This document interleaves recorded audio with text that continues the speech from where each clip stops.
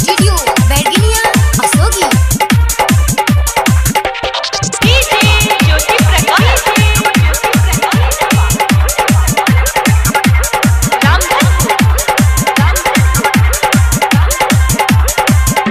मिला गइल सखी मिला गइल बकलोला भातार हमरा मिला गइल सखी मिला गइल बकलोला भातार हमरा मिला गइल बकलोला भातार हमरा मिला गइल बकलोला भातार हमरा मिला गइल सखी मिला गइल भकचोनहर भातार हमरा मिला गइल सखी मिला गइल बकलोला भातार हमरा मिला गइल।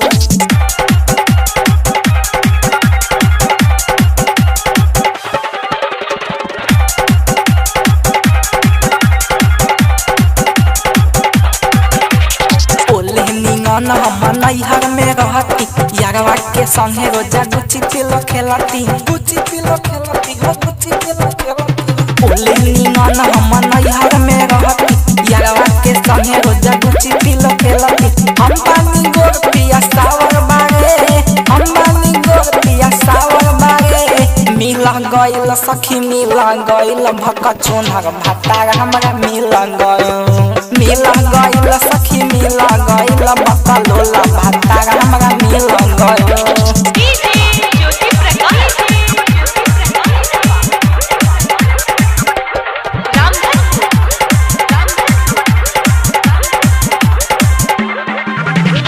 यावा के चाल सखी निक ना लागेला ओमे के एमे डाल दे बेला यावा के चाल सखी निक ना लागेला ओमे के एमे डाल दे बेला एले नीन हमर यारवा रहे मिला गइल सखी मिला गइल भकचोनहर भातार हमरा मिला गइल सखी मिला गइल बकलोला भातार हमरा मिला गइल।